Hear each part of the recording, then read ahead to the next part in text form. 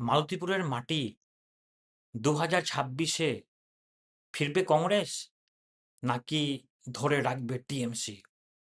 নমস্কার সালাম, আমি মোস্তাফিজুর রহমান, একজন পলিটিক্যাল স্ট্র্যাটেজিস্ট।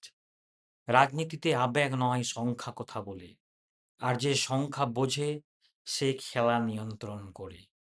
আজ আমরা মালতীপুর বিধানসভা কেন্দ্রের 2016, 2021 ইলেকশনের ভোট সুইং এবং 2024 লোকসভা সেগমেন্ট ডেটা বিশ্লেষণ করব, সম্পূর্ণ ডেটা ড্রিভেন অ্যাপ্রোচকে নিয়ে।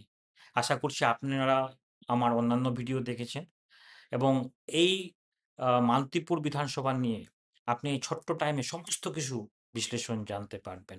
ওকে, সংক্ষিপ্ত একটু ইতিহাস নিয়ে বলি। 2008 সালে ডিলিমিটেশনের পর তৈরি হয় মালতীপুর কেন্দ্র। মালদার রাজনীতিতে এটি গুরুত্বপূর্ণ কেন্দ্র। সহজভাবে বললে, এই কেন্দ্র যেদিকে যায় সেদিকেই পুরো এলাকার রাজনীতি হাওয়া কিন্তু ঘুরে যায়।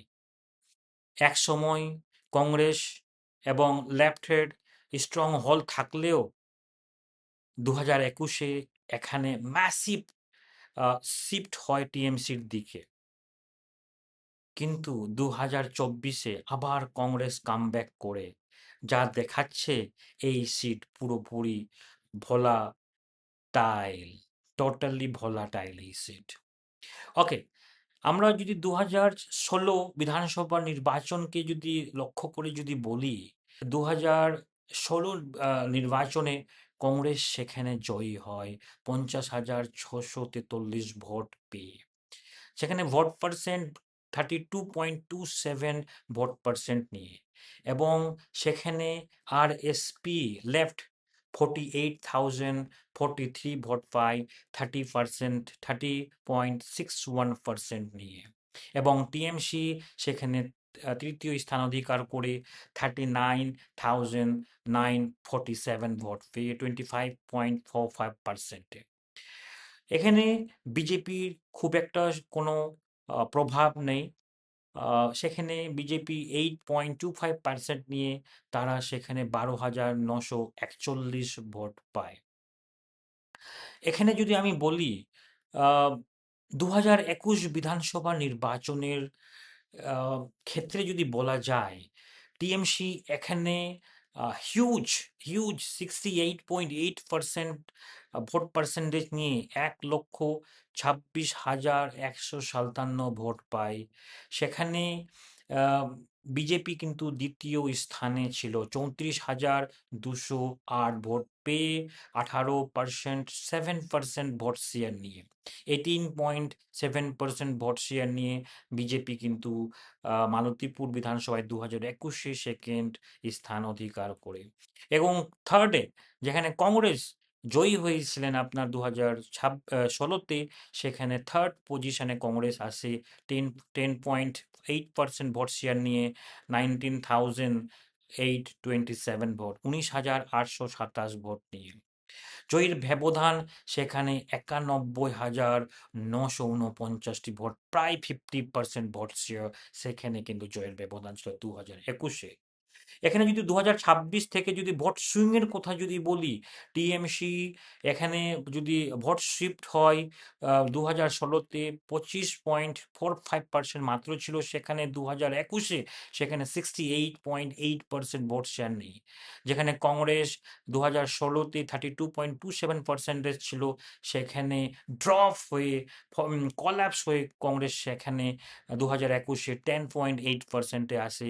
যেখানে আরএসপি 2016-তে 30.61%-এ ছিল, সেখানে কলাপস হয়ে 2021-এ 0%, -30 কলাপসে 30% কলাপসে আসে। বিজেপি সেখানে 8.25%, যেখানে 2016-তে ছিল, 2021-এ 18.7%, 10% গ্রোথ হয়ে আসে। ওকে, আমি যদি এই ক্ষেত্রে যদি বলি, আহ, এই সিটটা স্বাভাবিক পুরোপুরি টিএমসির দিকে শিফট হতে দেখা দিচ্ছে। আমি যদি সেই দিক থেকে যদি 2024 লোকসভা ক্ষেত্রে যদি বলি, 2024-এ সেখানে লোকসভা সময় কংগ্রেস সেখানে ৭৭,৭২০ ভোট প্রথম স্থান কিন্তু লিড। এই সেগমেন্টে কংগ্রেস ২০২৪ লোকসভাতে কিন্তু লিড যায়।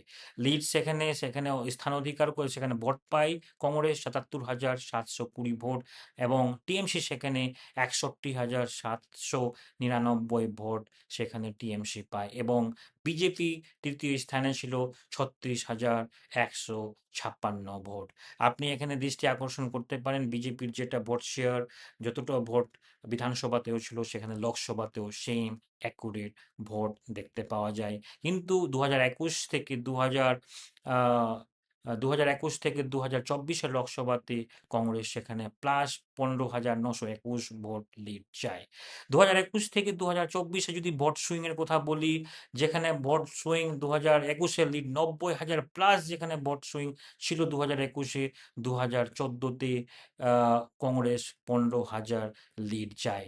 এখানে বোঝা যায় ম্যাসিভ এখানে ম্যাসিভ শিফট হতে টিএমসির দিকে ২১-এ দেখা দিয়েছিল, এবং সেটা ন্যারো একটা লোকসভাতে 15,০০০ ভোট শিফট হতে দেখা যায়।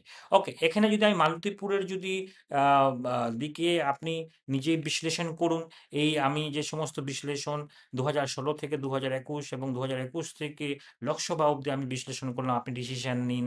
এখানে একটা শেষ কথা একটাই, ২০২৬-এ ইলেকশন আরো ইন্টারেস্টিং হচ্ছে। মনে রাখবেন, ভোট সুইং কখনো এমনই হয় না। এটা তৈরি হয় প্ল্যানিং আর ন্যারেটিভের মাধ্যমে। শেষ এক সপ্তাহে যারা স্ট্র্যাটেজিক্যালি কাজ করে তারাই জয়ী হয়। তাই আগামী নির্বাচন যদি আপনি সঠিক স্ট্র্যাটেজি ও সায়েন্টিফিক অ্যাপ্রোচ নিয়ে এগোতে চান, তাহলে আজই আমাদেরকে ডিএম করুন। উপরে যে মেসেজ বক্স রয়েছে, আপনারা মেসেজ করে আমাদের সঙ্গে ডাইরেক্ট যোগাযোগ করতে পারেন, আমাদের অফিস থেকে যোগাযোগ করতে পারে। ওকে, আজকে এতটুকুই। নমস্কার।